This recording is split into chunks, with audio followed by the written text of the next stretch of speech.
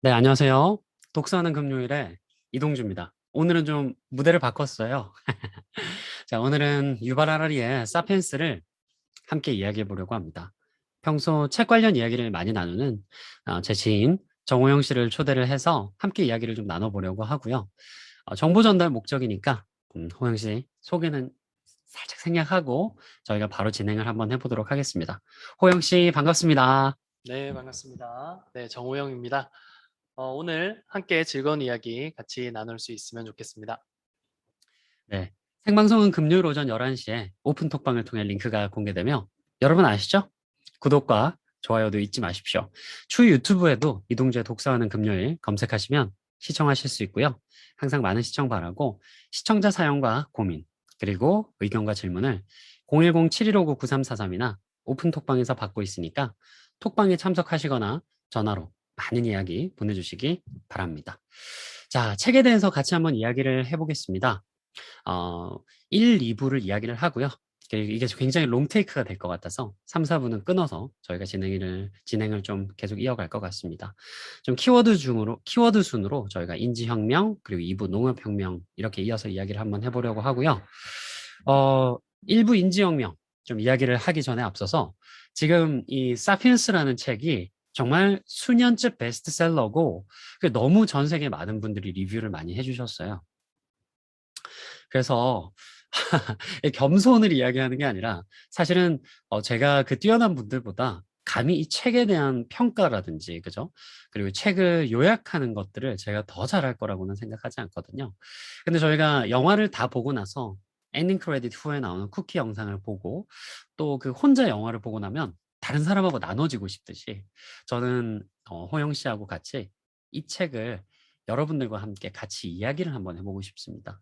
그래서 저의 관점 그리고 호영 씨의 관점으로 같이 이 이야기를 어떻게 풀어나가는지 그리고 이 책을 읽고 어떤 느낌을 받았는지 축제를 혼자 하면은 혼자 즐기면은 재미가 없잖아요. 그래서 이 책을 하나의 축제로 보고 저희가 함께 즐기는 장을 한번 만들어 보려고 하니까 이제 이런 생각을 가지고 이런 생각을 나누고자 하는구나 이렇게 한번 생각을 같이 해주셨으면 좋겠습니다. 네, 일단 좀 책이, 네, 네네. 방금 말씀하신 대로 굉장히 이 책을 설명하는 참 좋은 컨텐츠들이 있지만, 또 이 책의 진가는 실제로 이렇게 씹어 먹을 때, 예, 또 그 가치가 굉장히 드러나는 책이기 때문에 사실 저도 진짜 힘들었어요. 이 동주 씨가 일자라고 하지 않았으면 절대 못 읽었을 책이고, 여러분 예전에 그런 거 유행했었잖아요. 정의란 무엇인가 이런 거 사가지고 앞에 10페이지 읽고 다 책장에 꽂혀 있고 이런 경우들이 많을 거고 저도 사실 그런 경험이 있는데 의무감으로 읽었는데 결과적으로는 굉장히 재미있는 책이었다. 정말 어떤 지적인 호기심도 많이 충족이 되고요. 이 작가가 이 이야기를 풀어나가는 이 방식 자체가 굉장히 흥미로운 책이기 때문에 여러분들도 혹시나 뭐 이 방송을 보시던 또 다른 방송을 보시던 흥미가 생기신다면 이렇게 한번 도전해 보시는 것도 정말 좋은 경험이 될 것 같습니다. 네. 네, 일단 일부 인지혁명 같이 한번 이야기해 보고자 합니다. 저는 약간 이 책의 구성이 굉장히 좀 재밌다고 생각했습니다. 어려운 책들이 있거든요. 그리고 두꺼운 책들은 사실은 어려워요. 근데 이게 페이지가 굉장히 두껍거든요. 근데 사실은 두꺼웠던 책들에 비해서는 굉장히 재미가 있다, 몰입력이 있다. 저는 그 이유가 이 일부였다고 봐요. 음, 일부에서는 인지혁명이라고 이제 제목을 붙여서 이야기를 전개할 때 호모사피언스 이야기를 하거든요.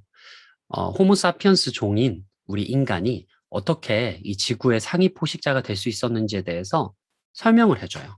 그러니까 우리 인간이 어떻게 지금의 인간이 될 수 있었는가에 대해서 이야기를 하는데 저는 사람에 대해서 정의하는 그 유발 하라리의 방식도 굉장히 재밌었지만 어쩌면은 지금 이 일부 책의 도입부에서 인지혁명이라는 챕터를 통해서 이 어려운 사람이라는 어쩌면 굉장히 철학적인 거잖아요. 이 어려운 사람에 대해서 다루는데 많은 사람들이 이 사피엔스라는 이 책을 읽을 때 이 일부를 통해서 절대 포기하지 않고 책을 다 읽을 수 있게끔 작가가 도와준다라는 생각도 많이 했거든요. 그래서 보면은 그냥 사실이라든지 아니면 자기가 연구했었던 것들을 나열하는 게 아니라 되게 좀 물음을 많이 던져요. 그래서 어떤 부분에서는 기존에 이제 우리가 정설로 믿어오는 어쩌면 학설, 그 다음에 우리도 수많은 고정관념 속에 살잖아요. 근데 우리가 가지고 있는 그 고정관념에 어쩌면은 굉장히 반대되는 이야기를 굉장히 신랄하게 던짐으로써 뭐? 진짜? 나는 그렇게 생각 안 하는데? 쳇, 네가 어떻게 생각하는지 내가 끝까지 한번 책을 봐야겠어. 약간 이런 도전 욕구를 일부에서 많이 불러일으키고 있다. 그래서 작가는 책의 도입 부분에서 본인이 이야기하고자 하는 것들을 명확하게 이론적으로도 설명하고 있을 뿐만 아니라, 사피엔스에 대해서 이야기를 하겠습니다. 라고 이야기할 뿐만 아니라, 굉장히 어쩌면은, 상업적으로 성공을 거뒀잖아요, 이 책이. 근데 맞습니다. 상업적으로 네. 이 책을 사람들이 몰입할 수밖에 없게끔, 음. 굉장히 이 일부를 구성을 잘했다. 저는 그런 생각을 하면서 좀 책을 읽었습니다. 네. 예. 핵심을 정말 잘 말씀해 주신 것 같아요. 저도 요 부분에 대해서 조금 이제 겹치지 않게 좀 말씀을 해 드리고 싶은데 약간의 맛보기 같은 개념으로다가 좀 전달을 좀 한번 해 보면 어떨까 싶습니다. 그래서 도대체 어떻게 이 작가가 우리한테 어그로를 끌었느냐, 어떻게 우리들을 이렇게 좀 자극을 시켰느냐 하면 사실 우리가 다들 상식적으로 그렇게 생각하잖아요. 우리 인류가 예전에 비해서는 당연히 더 진보했다라고 믿고 음, 예전에 비해서 더 똑똑해졌다고 믿고 더 음, 행복해졌다라고 믿는데 음, 사실은 그렇게 발전되었다라고 우리가 느낄 만한 여러 가지 근거들이 있죠. 뭐 여러 가지 현대 문명에 대한 것들이 너무 명확하게 증거로서 다 나와 있잖아요. 물질로서 혹은 뭐 정신적으로도 많이 나와 있죠. 예전에 예를 들면은 종교라는 것이 존재하지 않다가 지금 종교라는 것이 생겼고 지금 자본주의라는 거대한 체제가 생겼고 또 국가라는 개념이 생기고 우리한테 물질이라는 개념들이 이렇게 많이 생겼잖아요. 즉 이렇게 이런 것들만 보면 우리 인류가 되게 발전한 것 같은데 어떻게 그건 발전했대? 아, 그게 사실 별게 아니었어. 그게 사실은 이야기의 힘이었다는 거죠. 언어라는 힘이었고 그게 정확히 조금 더 들어가면 허구의 이야기를 지어내는 능력이 인간들을 여기까지 이끌었다는 겁니다. 그러니까 사실은 특별히 우리 인간이 다른 종보다 더 똑똑하고 위대해서가 아니라 이 알 수 없는 우연에 의해서 우리가 이렇게 사피엔스라는 종이 지구에서 가장 어떤 중심이 되는 존재가 되었다라는 거고요. 조금 더 이제 여기에 대해서 더 나가면 결국 이 우연의 중첩이 이제 농업혁명에도 이제 이어지겠지만 사실 이게 우리 인간들에게도 정확히 여기 이제 그 용어를 좀 더 정확하게 이제 하기 위해서 저는 사피엔스라는 표현을 좀 쓰겠습니다. 이 사피엔스에게 혹은 이 지구에 있는 다른 동식물, 그다음 지구 전체적인 측면에서 볼 때 과연 긍정적이었는가? 여기에 대해서 이제 물음표를 던진다라는 것이 요 책에서 일부에서 아주 강하게 우리를 어떤 자극시키는 어떤 이야기가 아닌가 싶고요. 음, 그러니까 이 책은 굉장히 좀 그런 식으로 전개가 됩니다. 동주 쌤도 지금 이제 표현을 하셨다시피 강한 주장을 던져놓고 거기에 알맞는 사례들을 굉장히 많이 끌어와요. 그래서 음. 사실 이 책이 두꺼운 것도 너무 겁내지 않으셔도 되는 게 딱딱한 이야기가 아니라 재미있는 사례들을 굉장히 많이 끌어왔고요. 사실 그 사례들 같은 경우는 조금 뛰어넘어도 괜찮은 부분들이 많습니다. 근데 읽어보면 굉장히 고개를 끄덕이게 되는 약간 우리 약간 친구들 중에도 말 되게 잘하는데 너무 근거가 탄탄하다 보니까 뭔가 되게 마음에 안 드는데 어쩔 수 없이 수긍하게 되는 부분이 있잖아요. 그 예, 그런 영어로 느낌도 좀 약간 받았습니다. 네. evil genius라고 하잖아요. 그러니까 아, 그런 정말 말이 있나요? 악마적인 천재다. 이런 네. 표현을 이제 많이 쓰는데 음, 정말 우리가 지금까지 믿어왔던 그런 아주 보편적인 상식들을 맞습니다. 하나하나 이제 굉장한 논리와 근거로 깨부시는데 음, 정말 네. 저게 손발에 그냥 힘을 다 풀고 그냥 그 사람이 날리는 펀치를 받을 수밖에 없고 음, 그리고 굉장히 그 펀치가 아픈 게 아니라 곧 그게 마사지였다라는 거를 정말 인지혁명이라는 파트에서는 사피엔스의 인지혁명 그리고 음, 인지혁명이 사피엔스를 지금 2021년에 인간을 만들었다지만 음. 이 읽는 작가들에게도 정말 그 인지 펀치를 날려주는 약간 그런 맞습니다. 네. 느낌을 많이 받을 수 있었고, 그리고 아까 호영 씨가 이제 말했듯이 결국에는 우연의 산물이었다라는 것이 어쩌면 일부에서 굉장히 이야기하고 싶었던 본질인 것 같아요. 인간은 끊임없이 우린 대단해. 우린 특별해. 음, 우리는 신이 만들었어. 우리는 정말 특별해. 하지만 사실은 알고 보면 인간도 유인원의 한 종이고 정말 우연의 산물로 이렇게 포식자가 되었고 상위 포식자가 되었기 때문에 그저 우리가 지금 누리는 것들. 그리고 더군다나 우리는 포식자가 되었지만 어쩌면 이 책에서 나오는 부분들이 우리는 포식자가 될 만한 충분한 그런 자격을 갖추지 않았을 수도 있다라는 의문도 같이 인지혁명에서 던지거든요. 맞습니다. 네, 그래서 입으로 자연스럽게 이어지는 부분에서 네. 우리가 어쩌면은 우연의 산물로 상위 포식자가 되었고, 뭐 언어라든지 이런 것들을 통해서 되었고, 그렇기 때문에 우리는 준비되지 않은 상위 포식자라서 앞으로는 어쩌면 우리가 지구의 상위 포식자고 상위 포식자이기 때문에 이 우리가 일으켰었던 많은 것들이 지구에 큰 변화를 일으켰다라는 거를 충분히 그 책임감의 무게를 느껴야 된다. 저는 이런 부분들이 일부에서 좀 많이 다뤄졌다라고 생각을 좀 해봤습니다. 네. 음. 좋습니다. 그래서 일부 부분에서는 저희가 좀 이런 느낌들을 서로 좀 나눌 수 있었고, 좀 어쨌든 떡밥의 약간 장인이다. 네, 맞습니다. 작가는 정말 네. 떡밥 장인이고, 그리고 우리는 사실 대부분 이야기를 던져놓고 수습을 잘 못하는 경우가 있는데, 이 작가는 정말 그 작은 복선과 큰 복선, 그리고 직접적으로 이야기를 던지고 그 회수하는 과정에 정말 장인의 경지에 이르렀다. 전 이렇게 좀 이야기를 해보고 싶고, 2부 농업혁명으로 좀 자연스럽게 이야기를 좀 나아가고 싶은데요. 네. 확실히 작가에 대한 이야기를 뺄 수가 없는 책입니다. 왜냐하면 제가 읽었었던 어쩌면 글쎄요, 사피엔스를 좀 철학책으로 제가 놓아도 될지는 모르겠는데 작가는 정말 우리가 인간이 정말 스스로 많이 깨달아야 된다. 그리고 인간이 스스로 많이 깨닫는 것이 사실 이 지구에 많은 영향을 줄 것이다. 라는 전제를 놓고 이야기를 하는 정말 훌륭한 스토리텔러이기도 하지만 아까 저희가 일부에서도 계속 이야기를 했듯이 기존에 있던 뭔가 되게 창의적이고 새로운 것들을 이야기를 하기보다는 사실은 우리가 가지고 있는 고정관념을 알고 있는 사실과 기존의 상념이나 그런 통념적인 것들을 가지고 와서 굉장히 잘 설명을 하거든요. 맞습니다. 그래서 저는 굉장히 뛰어난 좀 마인드 매퍼 이런 표현을 좀 쓰고 싶어요. 그러니까 좀 우리가 알고 있는 지식들을 연결시켜서 네. 좀 새로운 깨달음으로 연결시켜주는 굉장히 마인드 매퍼다라는 표현을 좀 하고 싶고요. 네. 농업혁명. 이 농업혁명이라는 것이 인간의 집단화에 굉장히 중요한 역할을 했고, 또 어쩌면 농업혁명 때문에 우리가 집단화되기도 했음을 좀 설명을 해주고, 저는 좀 굉장히 흥미로웠던 부분이 아마 호영 씨도 아마 충분히 설명을 해주실 건데, 이 부분 잘라서 갈게요.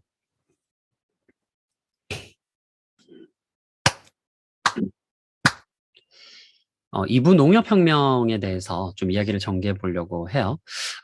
일부 인지혁명에서 어쩌면 사피엔스 자체에서 정의를 했다면, 이부 농업혁명에서는 사피엔스들이 왜 집단화를 이루었는가에 대해서 저는 좀 잘 설명해 주고 있다고 생각하는데, 이 책 자체를 제가 철학책이라고 분류를 해도 될지는 모르겠지만, 작가는 좀 이런 철학적인 이야기와 주제들을 굉장히 우리가 잘 이해할 수 있게 이야기를 전개하고 풀어주는 훌륭한 스토리텔러기도 하지만 어쩌면 기존에 있는 이야기들을 잘 가지고 오거든요. 그래서 어떤 사실을 설명하거나 우리한테 깨우침을 주는 이야기를 전개할 때 기존에 우리가 알고 있고 들어봤었던 이야기들의 근거를 아주 철저하게 갖춰서 이런 것들을 엮어서 설명해 주기 때문에 굉장히 훌륭한 마인드 매퍼다. 잘 저는 뽑아 쓴다고 봐야 될 것 같아요. 네. 정말 잘 뽑아가지고, 그지? 이게 이런 연관성을 가지고 이런 이야기들이 맞아요. 이런 결론으로 이어지는 거였어. 라는 걸 너무 잘 알려주기 때문에 굉장히 그런 마인드 매퍼로서 훌륭하다. 그래서 이런 단어를 좀 생각을 해봤고, 그리고 기존의 좀 사실과 진리들을 잘 엮어서 농업혁명이 결국엔 인간의 집단을 만들었고, 어쩌면 인간의 집단화 자체가 농업혁명 때문에 일어날 수 있었다라고 추가적으로 좀 설명을 계속 해주고 있고, 아무래도 이 책을 이제 읽으신 분들은 다 느끼실 텐데, 농업혁명이 우리를 불행하게 만들었다고? 작가는 그렇게 이야기를 하고 있거든요. 수렵 생활을 할 때 인간은 자유로웠고, 정말 인간이 인간다웠다. 어쩌면 저는 인간이 참 멋스러웠다라는 표현을 저는 쓰고 싶은데, 수렵 생활을 하던 인간은 멋스러웠다. 그리고 병이나 질병 때문에 유아의 수명이 짧아서 평균 수명이 짧았던 것이지, 실제로는 수명도 제법 긴 사람들이 많았다라고까지 표현하면서 어쩌면 농업혁명이 최종적으로 인간을 불행하게 만들었고 지금도 인간이 겪는 수많은 그런 불안, 초조, 우울감들이 사실 농업혁명부터 예언되어졌던 거고 시작되었던 것이 어, 아닐까라는 좀 이야기를 끊임없이 작가가 던지고 있거든요. 그래서 저는 농업혁명을 좀 보면서 작가가 역시나 이야기를 잘 풀어나가는 굉장히 뛰어난 작가구나라는 것도 느꼈고, 이어서, 이 농업혁명이 우리를 불행하게 만들었다고? 라는 생각을 하면서 굉장히 몰입해서 좀 읽을 수가 있었습니다. 네. 그래서 지금 동주 씨가 핵심적인 부분에 대해서 아주 잘 정리를 해주신 것 같아요. 그래서 사실 이 이야기를 처음 듣는 분들이 또 있을 테니까 거기에 대해서 간단하게만 제가 좀 이야기를 해드리면 이제 이런 겁니다. 우리가 흔히 농업에 대해서 배울 때는 우리가 이렇게 배웠습니다. 항상 농업이 있었기 때문에 우리가 조금 더 발전했고 우리 인류가 동물과 다른 삶을 살 수 있었다. 농업이 있어서 정착을 시작했고 정착하면서부터 우리의 다양한 문화가 꽃피었다. 자, 이게 전체적인 어떤 사실만 보면 맞거든요. 근데 과연 이것들을 이제 인류의 진보라는 측면에서 볼 때 도대체 무엇을 진보로 볼 거냐라는 그 관점의 전환을 이 작가는 말하는 거예요. 그러면 예전에 비해서 사람들이 정착 생활을 하고 실제로 인구는 늘어났어요. 그 다음에 다양한 문화가 생겨났죠. 우리 뭐 예전에 배웠듯이 뭐 구석기, 뗀석기 뭐 이럴 때 이런 데부터 시작해서 다양한 문화들이 피어났는데 과연 그것을 우리가 진보라고 볼 수 있을까? 이런 개념들을 던지는 거예요. 그중에 첫 번째가 바로 걱정에 대한 개념이에요. 예전에 우리가 수렵 체질인으로서 살았던 사람들은 걱정이라는 개념 자체가 특별하지 않았다는 거죠. 왜냐하면 농사를 짓지 않았기 때문에 우리가 통제할 수 있는 것이 없어요. 하늘에서 비가 내리면은 뭐가 피는 거고 갑자기 동물들이 뭐 전염병이 돌아서 뭐 죽으면 실제로 여기서 또 얘기하는 건 전염병도 많이 없었다고 이야기하죠. 음. 왜냐하면 옛날에는 지금처럼 공정화된 어떤 사육 시스템이 아니니까요. 어쨌든 수렵체질인들은 통제할 수 있는 게 없었어요. 역설적이게도 그렇기 때문에 걱정할 것도 없었던 거죠. 그것은 뭐 그 우리가 자연 속에 그냥 살아가는 한 사람의 어떤 자유인이라고 해야 될까요? 아까 동주 씨는 멋스럽다라고 표현했는데 뭐 다양한 표현들이 있을 것 같습니다. 어쨌든 그렇게 살았던 우리가 농업을 시작하면서 마치 우리가 열심히 하면은 예전보다 더 행복하게 살 수 있을 거라고 생각했던 거죠. 이 믿음 자체가 틀렸던 건 아니에요. 그런데 실제 결과를 보니까 열심히 일하기 시작했고 하루의 대부분을 농업에 투자하면서 사람들이 잉여 농산물이 생기기 시작하고 잉여 농산물이 생기니까 사람들이 열심히 우리가 농사를 짓는 것보다 남의 걸 뺏는 것이 더 쉽다는 것이 생겼고 그러면서 지배계급이 생겼고 사람들에 대한 미움과 약탈과 음. 서로에 대한 어떤 그 구분짓기라고 해야 될까요? 나와 너가 다르고 이런 개념들이 하나씩 다 생겨났다라고 이야기를 하는 거예요. 그래서 이 작가가 아주 극단적인 표현을 씁니다. 음. 덫이라고 표현하거든요. 우리가 덫에 이렇게 걸리게 되면은 빠져나갈 수가 없잖아요. 그러니까 사람들이 농업을 한창 이루고 나서 이제 그제서야 깨달은 거죠. 야, 이건 우리의 함정이야. 라고 깨달았지만 이미 덫에 걸린 이상 벗어날 수 없는 거예요. 수렵 음. 체제로서 돌아갈 수 없는 거거든요. 그러면서 이제 그 나중에 그 과학혁명 이런 부분에서도 계속해서 이야기하는 부분이지만 요 작가는 과연 우리 인류가 우리가 하는 행동들에 대해서 그 행동들이 나중에 어떤 결과를 불러일으킬 수 있느냐에 대한 통찰을 가지고 있는가? 음. 여기에 대해서 계속해서 의문을 던져요. 마치 농업이 우리에게 행복을 줄 거라고 생각했지만 사실은 우리에게 행복이 아니었을 수도 있는 것처럼 어쩌면 우리 현대 사회에서 지금 발전되고 있는 이 수많은 믿음들이 있죠. 인류가 음. 진보하고 있다는 이 믿음들이 100년, 200년이 지나서 이것이 만약에 비극으로 끝나게 된다면 그때는 이렇게도 표현할 수 있다는 거죠. 2021년이 바로 그 비극의 시초였다. 음. 이렇게도 말할 수 있는 거거든요. 그래서 사실 여기서부터 이 인류가 어떻게 보면 가속화되었다. 이런 덫에 음. 걸려서 어떤 발버둥치는 것이 가속화되었다라고 이 작가는 이제 보는 것 같고요. 이제는 여기에서 벗어날 수 없다라고까지 표현을 하거든요. 그래서 음. 저는 굉장히 재미있게 읽기도 했지만 또 어떤 면에서는 굉장한 무력감도 느꼈어요. 음. 우리 모두가 알고 있잖아요. 다시는 돌아갈 음. 수 없다는 걸 알고 있거든요. 그럼 우리는 앞으로 이제 어떻게 해야 되느냐. 음. 자, 이 부분들이 이제 우리가 앞으로 3부, 4부에서 더 이야기를 나눌 수 있지 않을까 이렇게 생각이 듭니다. 맞습니다. 그 농업혁명이라는 부분에서 저도 일단은 몇 가지 좀 추가적으로 느낀 부분들을 이제 또 호영 씨 이야기를 들으면서 같이 좀 나누고 싶은 부분이 일단은 이 농업혁명이라는 것을 왜 우리는 정말 어떻게 보면 진화의 시작이라고까지 표현하는 사람이 있잖아요. 그러니까 농업혁명이 왜 우리가 더 발전된 것에 대한 근거였나? 전 확실히 그런 생각이 들었어요. 예전에 수렵 생활을 할 때 인간이 약했나? 인간은 최소한의 도구를 가지고 큰 동물을 사냥할 수도 있었고, 정말, 자연과 더불어서 정말 자연의 움직임, 그리고 식물과 동물과의 화합을 하면서도 인간이 인간다울 수 있었는데, 농업혁명을 하면서 작가가 이야기를 하는데, 이제 벌이라든지 개미가 사실은 뭐 지적인 활동을 한다라고 볼 수 있나? 그들의 언어는 있지만, 어쨌든 그들이 뭐 정치적인 활동을 할 수 있는 것도 아니지 않습니까?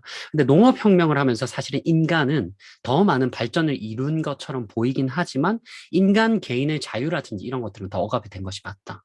그러니까 어쩌면 우리는 벌처럼 아니면은 우리는 개미처럼 어떤 부분에 있어서 어쩔 수 없는 집단화를 만들었고 도시에서 벗어날 수 없는 그런 고착된 상황들을 스스로 만든 것이 아닌가. 그리고 사실은 이게 과연 스스로 만들었을까? 어쩌면 이런 집단화를 통해서 권력을 쟁취하고 자연의 최상위 포식자들의 포식자가 되고 싶었던 어떤 소수의 인간들의 어쩌면 간악한 꾀를 통해서 이런 것들이 이루어지지 않았을까? 사실 그런 생각들을 많이 하게 하는 그런 부분이 2부의 내용이었고, 사실 좀 아까 무력감이라는 표현을 쓰셨는데, 이 책을 읽으면 계속 그런 거죠. 그래서 우리가 이제 어떻게 해야 돼? 음, 그래서 우리가 어떻게 해야 돼? 이런 생각들을 많이 하게 되는데, 사실은 이제 유현준 작가님이 이제 뭐 쓰셨던 이제 그 건축 관련 책에서도 이야기를 하는데, 우리가 이제 좀 미래에 대한 예언, 어떻게 보면 지금 현재에 대한 그런 반성, 이런 사람들이 가끔 되게 답답하기도 하죠. 왜냐면, 예언을 하면 뭐해? 예언이 틀릴 수도 있는데, 그리고 자꾸 의문점만 던지면 뭐해? 나는 이런 의문을 알고 싶지 않아.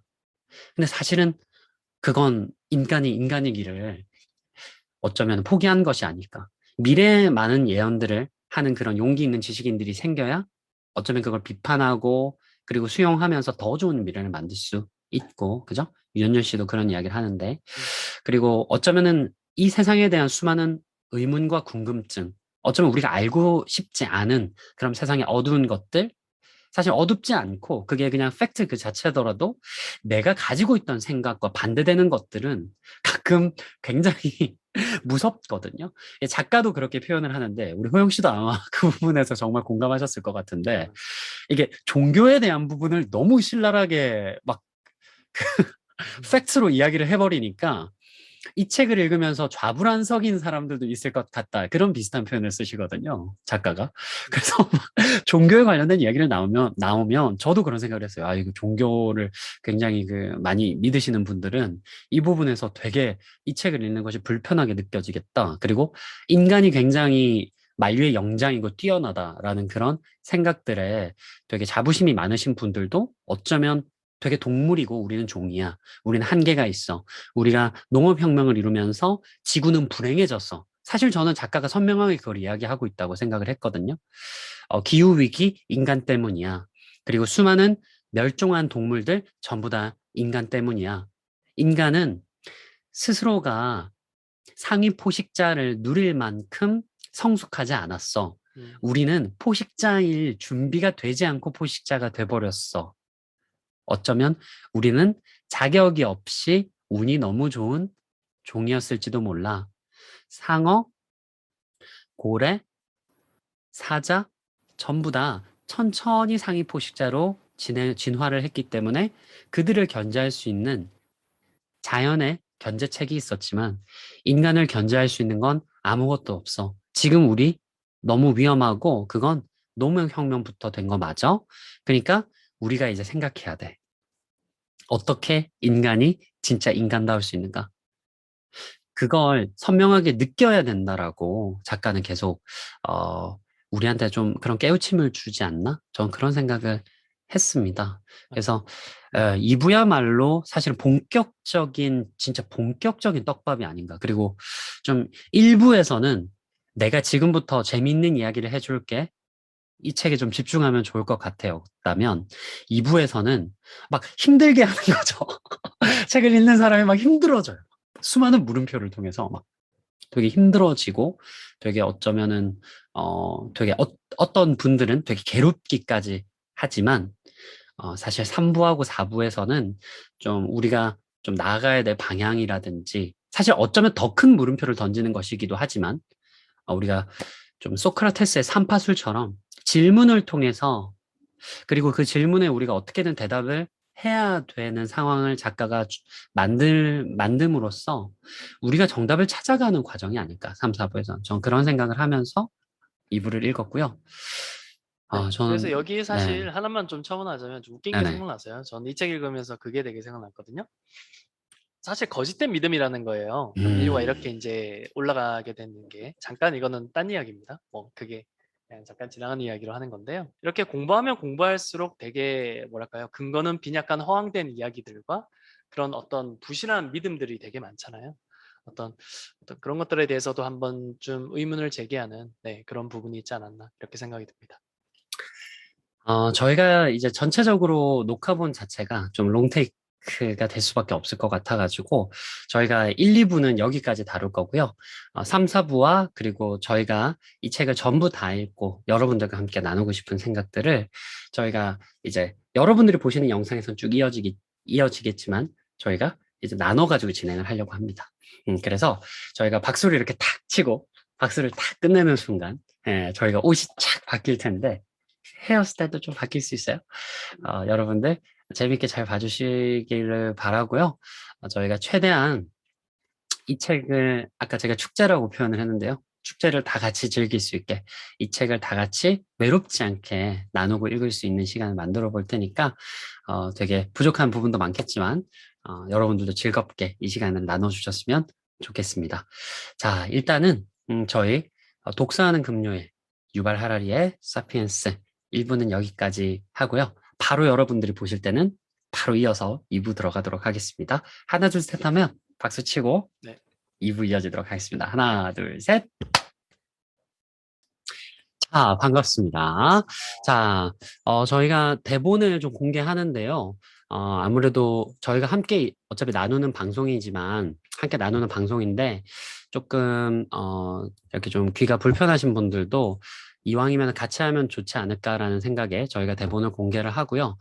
저희가 그냥 개인 방송이라서 아무래도 뭐 대본을 좀 나중에 편집을 해주시거나 좀 보정을 해주실 분이 없어서 다소 뭐 맞춤법이라든지 아니면은 단어 자체가 완벽하지 않을 수 있습니다.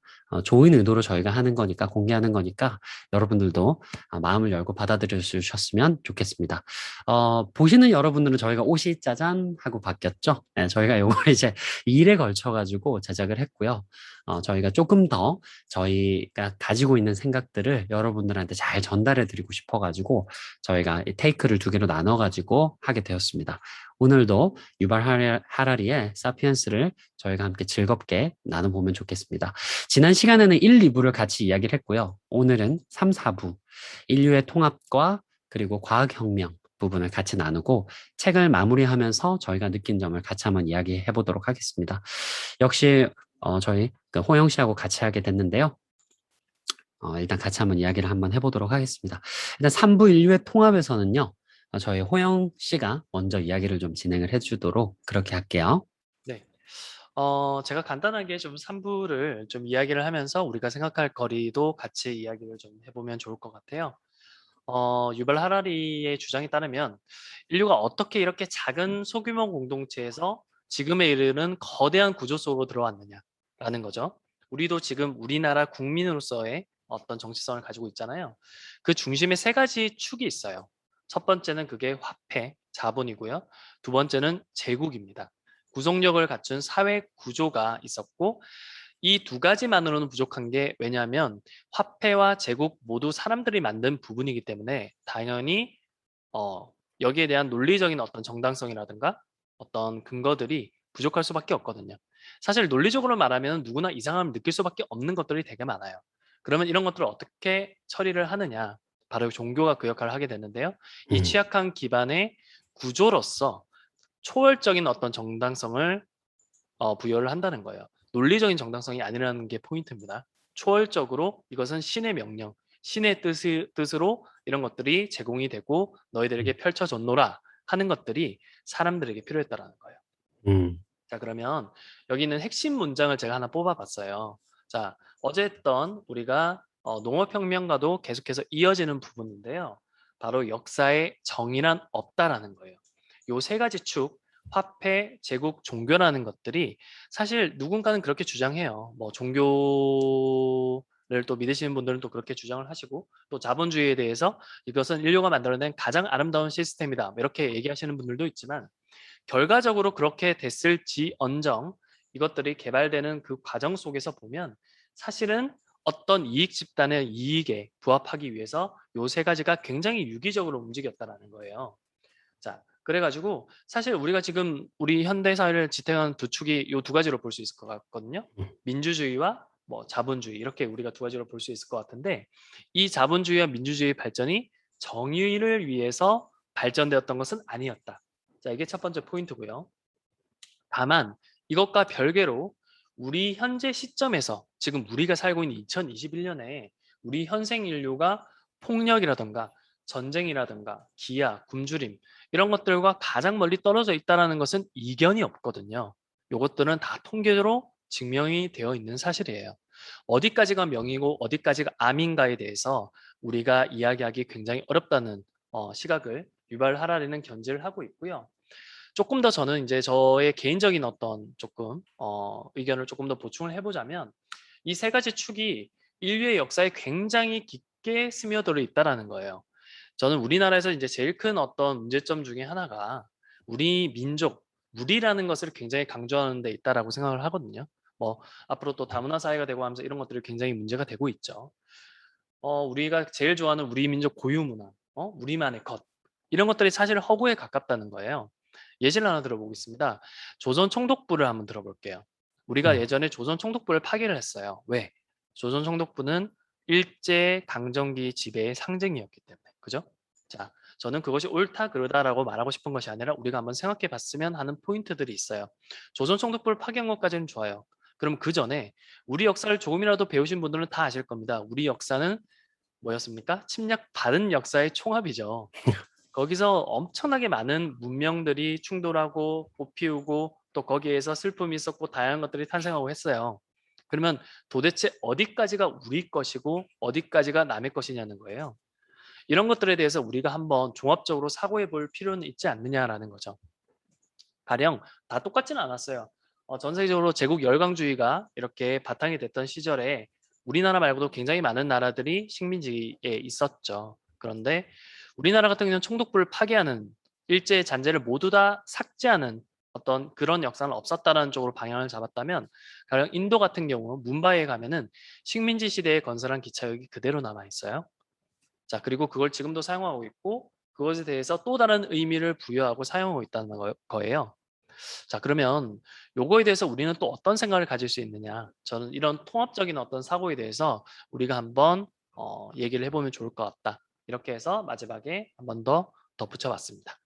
네, 네, 너무 잘 들었고, 이 책에 이제 문바이의 식민지 시대 기차역이 나왔었던 걸로 제가 기억이 나거든요. 맞습니다. 네, 그죠. 근데 솔직히 보면, 굉장히 아름답습니다. 예, 그래서, 야, 이거를 이제 파괴하는 게 맞았을까? 만약에, 그러니까 파괴를 안 했죠, 지금. 그러니까 파괴했으면은 안 되는 거 아닌가? 이렇게 아름다운 건축물을. 저는 사실 그런 생각을 좀 했고요. 저도 이제 뭐 호영 씨 이야기하고 상당 부분 좀 공감을 많이 하는데, 제가 인류의 통합에서 가장 기억에 남는 부분은 돈과 제국이었습니다. 사실 이제 뭐 돈하고 이제 제국을 봤을 때 이는 닭하고 달걀 그리고 또 뭐가 먼저고 뭐가 늦는지 이런 것들을 좀 정리하기가 힘들 정도로 이렇게 딱 서로 결합돼 있다는 느낌을 많이 들었거든요. 2부에 이제 작가가 다뤘던 농업혁명으로 많은 양의 생산품을 만들 수 있게 됐고, 그리고 또 이런 것들을 효과적으로 거래를 하려고 했는데, 이제 창구가 한계가 있으니까 효과적으로 거래를 못 하는 거죠. 그래서 더 많은 권력자와 부자들이 생기고, 또 권력자와 부자들은 더 많이 가지고 싶고, 하지만 그들의 창구는 한계가 있고, 그래서 욕심은 커져서 그들이 이제 사람을 소유하게 되는 거죠. 그리고 땅을 소유하고, 그 땅에 있는 모든 사람을 소유하고, 결국엔 나라를 만들고 나라를 소유했지만, 그래도 욕심은 끝이 없었죠. 그래서 신용을 바탕으로 해서 이제 동전, 코인하고 그리고 화폐라는 걸 유통하기 시작하는 거죠.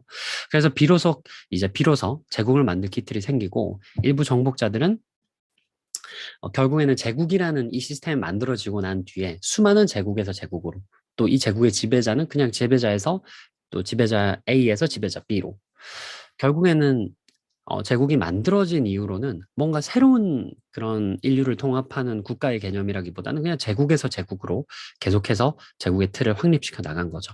그 과정에 엄청나게 많은 대량 학살과 또 무명 파괴가 일어났습니다. 근데 저는 이 작가의 굉장히 뛰어난 점이 항상 다양한 관점으로 바라봄이라고 생각을 했거든요. 물론 대량 학살하고 문명 파괴가 있었지만 작가는 어떤 면에서는 그 과정에서 문명의 통합이 있었다. 음. 그리고 작은 나라들을 복속시켜 나가는 과정에 그 나라의 문화들을 제국에서는 어떤 부분 소유하게 되고 경험하게 되고 또 막대한 자본과 그리고 강제적으로 시행된 통합으로 인해서 오히려 또 새로운 문화가 병합되고 시작되었다라고 또 설명을 하고 있어요. 이 말인즉슨 지금 살고 있는 우리도 단일 민족이라고 계속 이제 주장하는 우리도 언제인가는 정복이 되었었던 사람의 자손이고 또 언제인가는 지배당하고 착취당했던 제국의 아들, 딸인 거죠. 지금 현대 한국만 봐도 사실 굉장히 아이러니한데요. 우리는 이제 서구에서 유래된 복식을 입고 그리고 치킨, 서양의 음식, 미국의 음식을 먹으면서 우리나라 선수들이 미국이나 서양 사람들과 싸우게 되면 우리나라 스포츠 선수들을 막 응원을 하죠. 이거 굉장히 사실 아이러니한 모습이라는 걸 우리가 알게끔 해주는 것만으로도 작가가 굉장히 어쩌면은 문화적으로 지금 큰일을 하고 있는 것이 아닌가? 전 그런 생각이 들었고요. 제국은 인류가 더 많은 힘을 축적하고 그리고 정말 지구의 최후 수종이 되기 위한 어쩌면 필수적인 장치였고 제국주의라는 것은 특별한 것이 아니라 생각과 그리고 그들이 믿는 생각을 세상에 좀 더 널리 퍼지길 바라는 욕심의 구현이라는 생각을 했습니다. 그리고 저는 작가의 그 말에 굉장히 동의하는데 지금도 많은 제국이 있죠. 정작 그들은 절대 그들이 제국이 아니라고 하지만 그들의 사상과 생각을 전파하려고 하고 그 과정에서 어떨 경우에는 폭력까지 불사하는 그들은 제국이 맞습니다. 작가는 이렇게 이야기하죠. 미국과 중국도 천년 전의 제국들과 그렇게 크게 다를 것이 없다고. 저는 이 부분이 3부에서 굉장히 우리가 주목할 부분이라고 생각을 했고요. 어, 제국 이후에 우리가 만든 것이 과연 제국의 문제점들을 보완하면서도 우리가 우리답게 존재할 수 있게 해주는 것인가? 우리는 그런 것들을 과연 만들었는가? 저는 그런 의문점들도 남기면서 3부를 마무리하고 싶습니다. 그러면서 자연스럽게 이제 과학혁명, 4부 과학혁명으로 이어지는데요. 이 부분에서는 저는 오히려 1부부터 있었던 부분들을 쭉 짚으면서 4부를 다시 한번 이야기를 해보고 싶은데, 인지혁명을 지나서 인류 대부분이 이제 농업혁명기를 맞이하게 되죠. 이제 농업혁명기에서 이제 종교를 가지게 되고 또 종교에서 이제 뭐 수많은 사람들이 어떤 신념을 가지고 이제 제국을 만들고 또 제국과 종교 간으로 이제 수많은 사람들이 서로 싸우고 죽고 죽이고 저는 이런 부분들에서 어쩌면은 과학을 이제 과학을 통해서 이런 부분에서 우리가 조금은 좀 벗어날 수 있지 않았나 하는 생각을 했어요. 그리고 어쩌면은 종교가 굉장히 오랜 시간 동안 인류를 지배하고 있었는데 지금은 어쩌면 과학이 우리에게 또 다른 종교가 된 것이 아닌가? 저는 그런 생각도 많이 하면서 이 책을 읽었거든요. 중세 시대부터 점진적으로 계속 자본과 과학의 혁명은 일어났고 그까지 계속해서 우리를 완전히 지배하고 있었던 전통과 그리고 종교관이라는 것은 사실상 어느 정도는 막을 내렸고 이제는 우리 모두가 이 지구 안에 다양성이 있고 그리고 그 다양성을 모르는 것이 아니라 우리가 그 다양성을 실질적으로 더 많이 이해하고 지배하고 밝혀나가는 방식이 이제 우리에게 굉장히 중요한 것이 되었고 그 일련의 과정 자체가 어쩌면 우리에게 새로운 종교가 아닌가 저는 그런 생각을 했어요.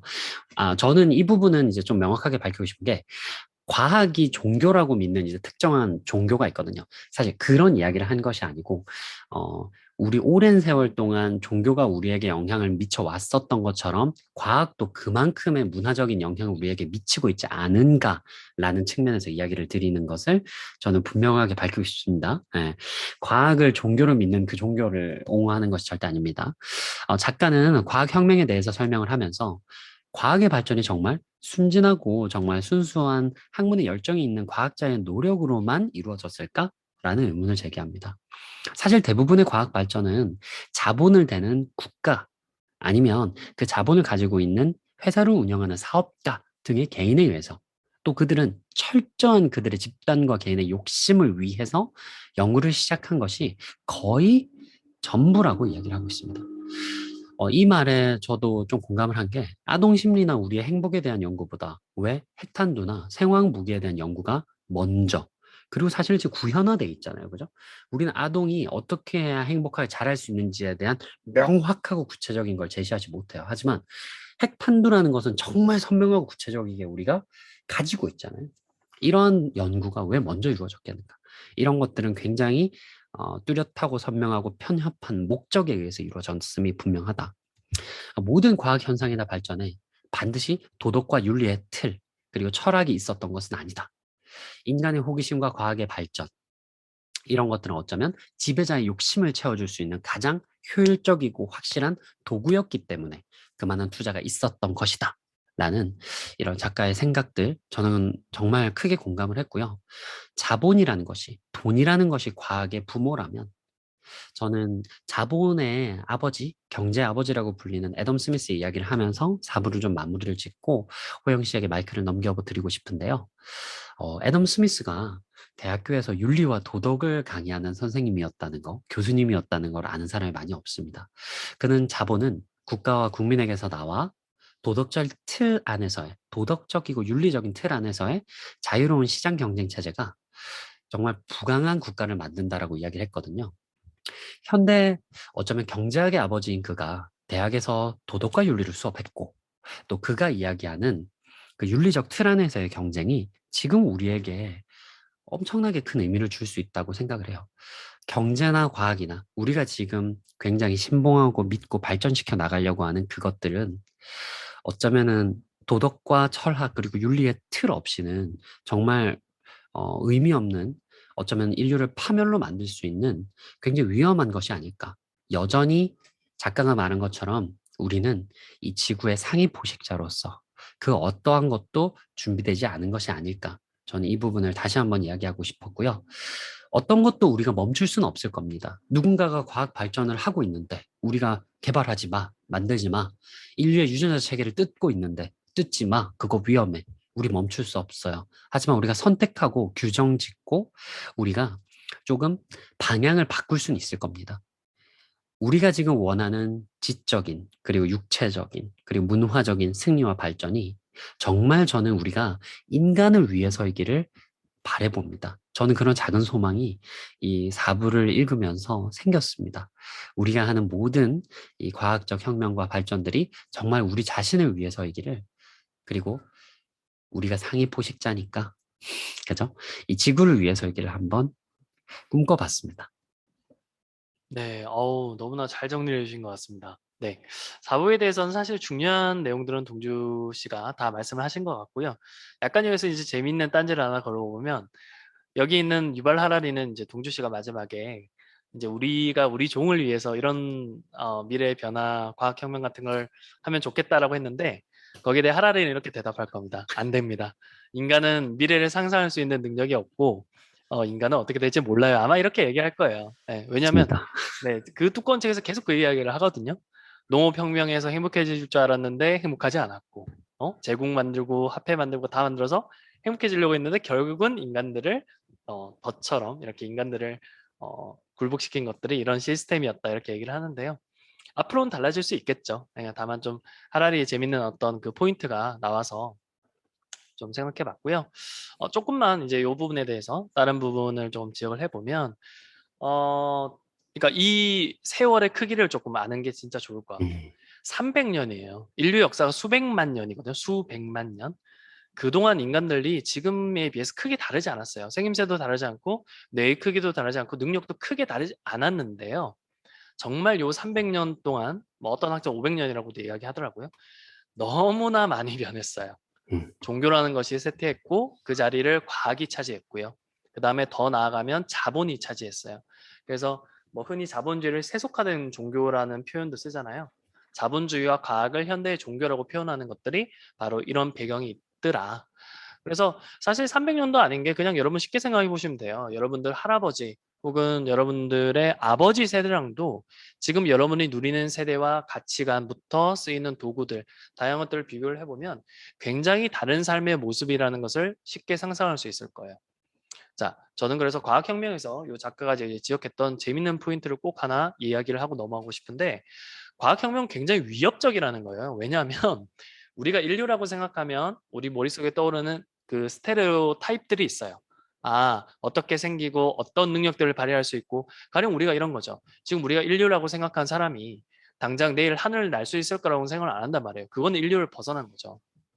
근데 유발 하라리는 충분히 뭐 하늘로 제가 이야기했지만 저는 이제 인지적인 측면에서 이야기를 한 건데요. 우리와 다른 종이 탄생할 수 있다라고 생각을 해요. 정말로.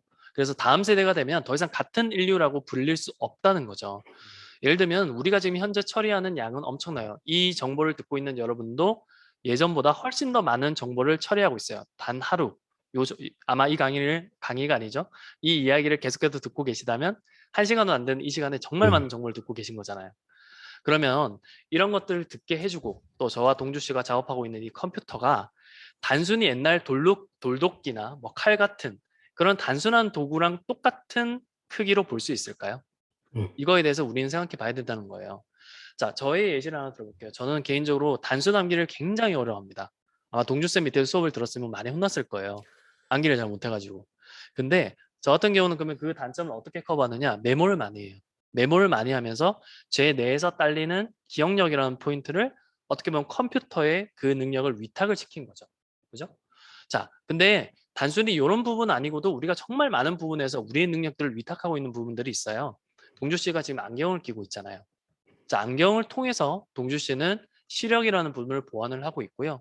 지금 뭐 우리가 뭐 여러 가지로 이제 개발되고 있는 부분들, 어, 우리의 뇌를 이제 컴퓨터로 뭐 이식을 한다 이런 기술들도 이제 개발 중이고 이런 것에 대해서도 굉장히 공격적인 투자가 이루어지고 있잖아요.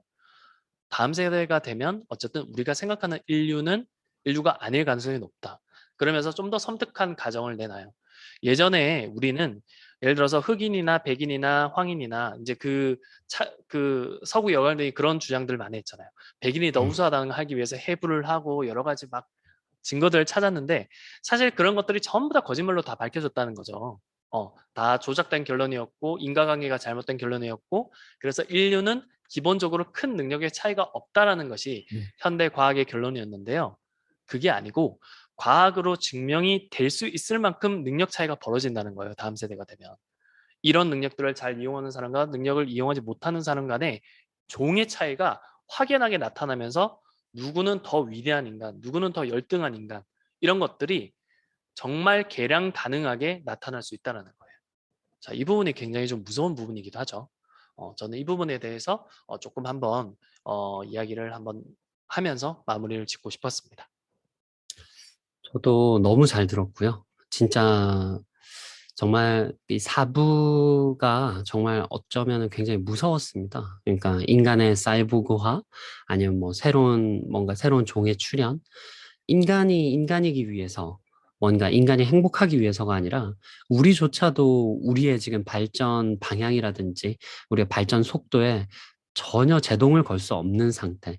인간이 어쩌면 파멸로 나아가는 중이다. 그런 의심도 해볼 수 있다는 거.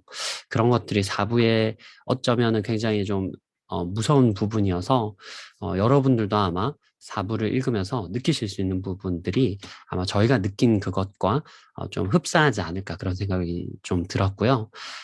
일단은 저희가 좀 마지막 마무리를 하면서 뭐 책을 통해 얻을 수 있는 것과 그리고 생각해 볼 문제 저희가 1, 2, 3, 4부 저희가 책을 읽고 또 같이 한번 이야기를 해보고 또 호영 씨와 제가 이렇게 방송까지 준비를 하면서 좀 저희만의 느낄 수 있었던 부분들을 여러분들하고 나눠보고 싶은데요.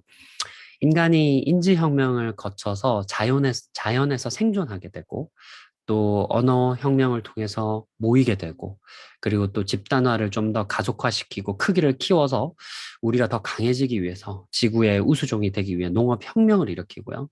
농업혁명으로 사람들이 모이고 굶주림과 기아, 내부의 문제들은 더 팽창되고 또 이를 해결하기 위해 자연스럽게 또 종교가 생기고 저는 사실은 신이 종교를 만들었다.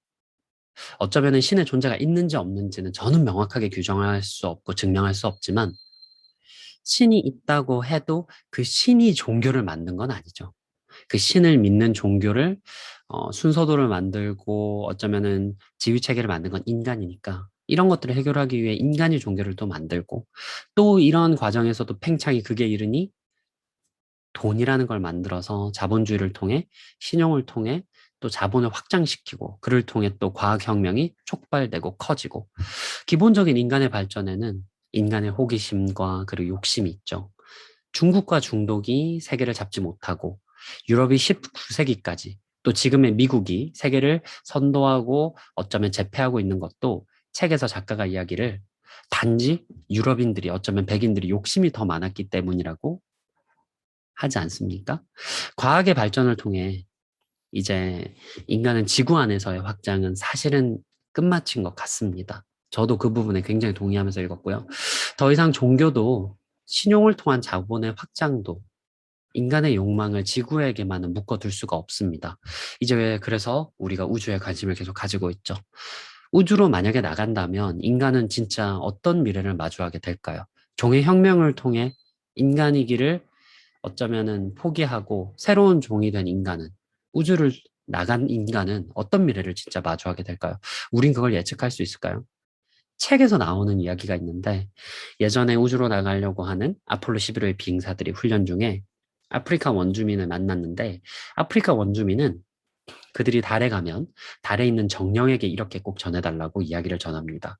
물론 원주민의 언어였기 때문에 아폴로 11호 비행사들은 궁금했지만 그때 당시엔 이해할 수 없었고 통역사에게 물어봐서 그들이 전해달라고 하는 이야기를 해석하게 되는데 그 내용은 이와 같습니다. 이 사람들이 하는 말은 한마디도 믿지 마세요. 이들은 당신들의 땅을 훔치러 왔어요. 모든 생명체는 말이죠.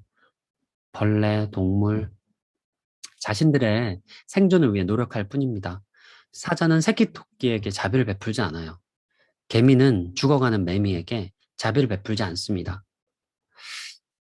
다만 인간은 이제 인지해야 되죠. 이 지구상에 존재했던 그 어떤 종보다 우리가 압도적인 수와 그리고 압도적인 강함으로 이 지구를 지배하고 있습니다. 가장 많은 수를 차지하는 종으로서 책임감을 가져야 좋겠습니다. 저는 정말 이 책은 저에게 많은 생각을 하게 했고요. 저희가 책임감을 가지면 참 좋겠다고 저는 이 책을 마무리하고 싶습니다. 네, 여기까지 듣는데 두 가지 생각이 들었어요. 첫 번째, 여기까지 듣는 분들이 몇 명일까? 이게 첫 번째였고요. 두 번째로 만약에 듣는 분이 있다면 저는 요 두 가지를 어쩌면 한번 만나서 이야기를 보면 정말 재밌겠다. 저는 개인적으로 술자리에서 이런 얘기하는 것도 정말 좋아하거든요. 네. 남들은 싫어하는데. 호영 씨, 저희는 열려 있잖아요. 아, 그럼요? 아, 그런가요? 네. 다음에 그럼 참여를 하겠습니다. 자, 저는 두 가지를 한번 좀 생각을 해봤습니다. 자, 첫 번째는 글쎄요. 아무래도 우리가 지금 제일 많이 우리나라에서 그 입에 오르내리는 것도 결국 돈이 아닌가요? 자본주의, 돈. 여기에 대해서 사실 관심이 없는 현대인들이 있을까 싶어요. 근데 조금 더 거시적인 관점에서 우리가 들어가서 이야기를 좀 해보면 이제 이런 것들이 있는 거예요. 사실 작가의 표현에 따르면 가게 주인들이 만든 제국이 바로 자본주의예요. 가게 주인들이요. 가게 주인들이 자기 물건 더 많이 팔고 돈 많이 벌려고 하다 보니까 자본주의가 탄생한 거거든요. 그러니까 정말 거창하거나 그런 목적이 아니었다고요. 자, 그게 어떻게 이제 생명을 지니게 되었느냐. 예전에 기존의 개념들은 이런 거였어요. 자, 파이는 정해져 있어요. 하나의 파이가 정해져 있고, 야, 그 정해져 있는 파이를 어떻게 잘 분배하느냐가 정의야.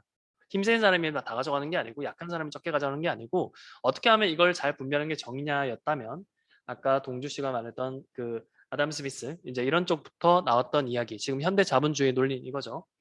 파이는 계속해서 커진다는 거예요. 파이가 하나가 아니에요. 이득을 재투자하면은 그걸 가지고 또 다른 사업이 생기고 또 다른 소비자가 생기고 또 다른 생산자가 생겨요. 이러면서 파이가 계속 생기고 커지고 생기고 커지고 이렇게 되면서 자본주의는 계속해서 일종의 선이다 이렇게 이야기를 하는 건데 여러분은 이거에 대해서 어떻게 생각하는지 궁금해요. 전 잘 모르겠다는 생각도 하거든요. 분명히 새로운 생태계가 계속해서 생겨요. 그죠? 우리도 뭐 아시다시피 뭐 유튜브도 생기고 뭐 구글도 계속해서 사업을 확장해 나가고 카카오 이런 것들이 계속해서 사업을 확정해 나가면서 새로운 생태계들이 생기는데 또 거기에 맞춰서 또 다른 불평등과 이런 것들이 계속해서 강화되기도 하고요.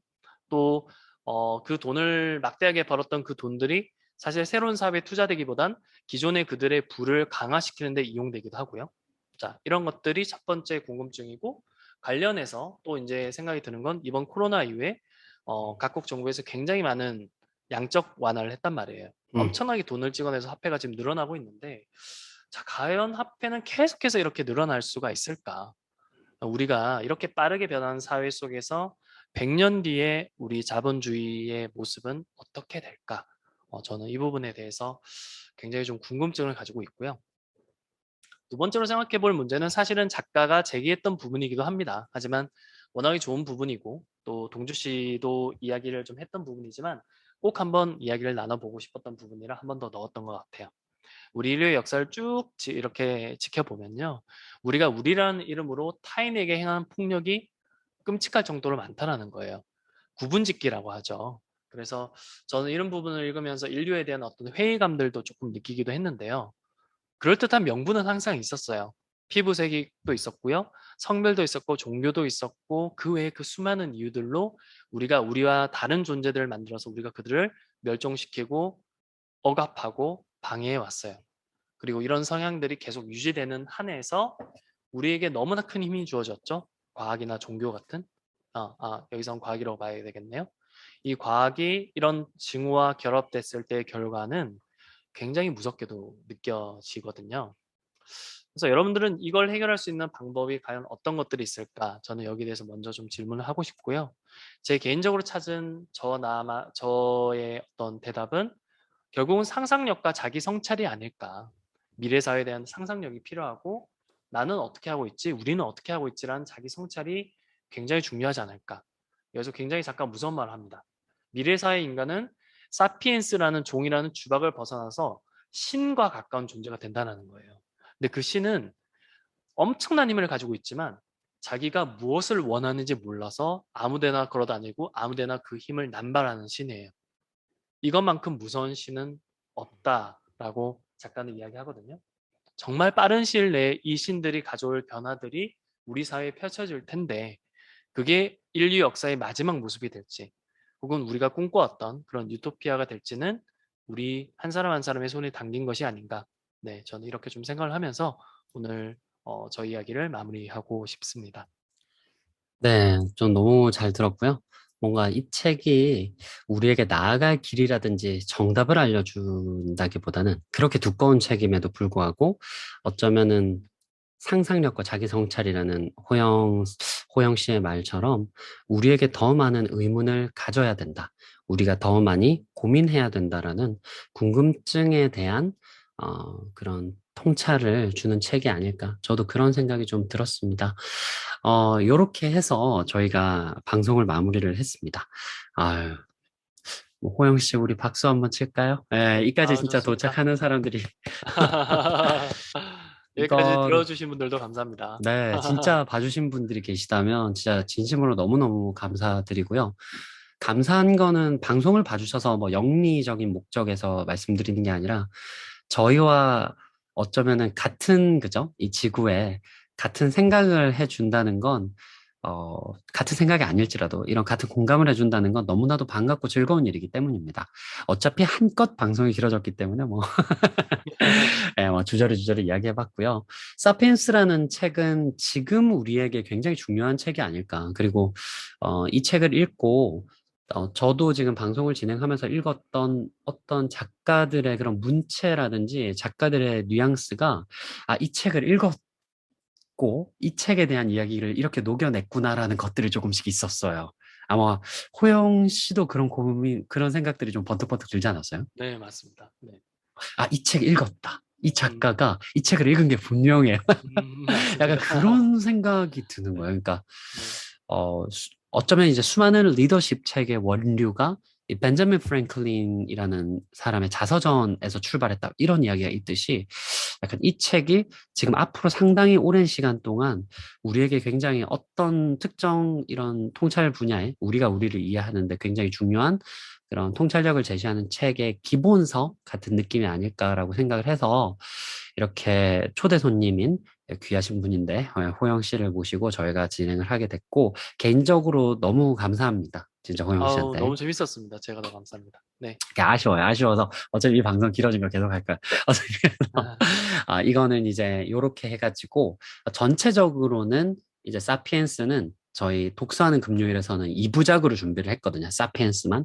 그래서 이렇게 호영 씨하고 같이 이제 진행한 게 1부가 될 거고요.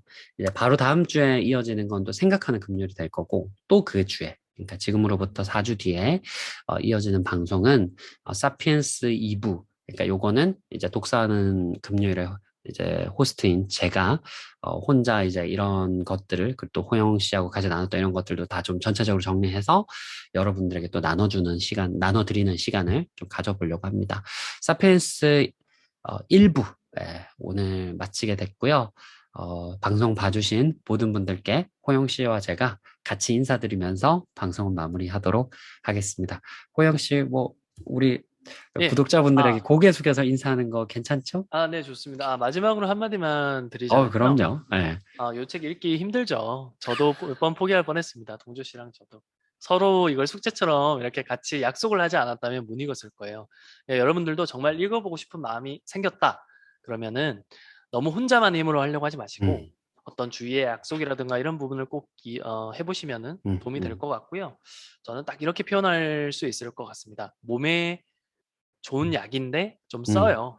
소화시키기는 어려울 수 있는데 막상 먹고 나면은 어쨌든 새로운 시각이 트이고 굉장히 여러분 인생에 있어서 또 재미있는 또 다른 시각을 제공해 주는 책이니까 꼭 한번 경험해 보셨으면 좋겠다. 이런 말을 마지막으로 남겨봅니다. 자, 그러면은 마지막 멘트 하고 저희가 뭐 이렇게 인사하면은 좀 임팩트가 안 사니까 네, 마지막은 손 흔들면서 이렇게 네, 마무리하도록 할게요. 알겠습니다. 자, 마지막 멘트 하겠습니다. 자, 더 많은 청년들 그리고 청년이 아니라도 좋습니다. 더 많은 사람들이 책을 사랑하고 또 책을 읽는 그날까지 이동주의 독서하는 금요일이었습니다. 함께 해주신 모든 분들 진심으로 감사합니다. 모두 모두 안녕. 안녕, 감사합니다. 고맙습니다.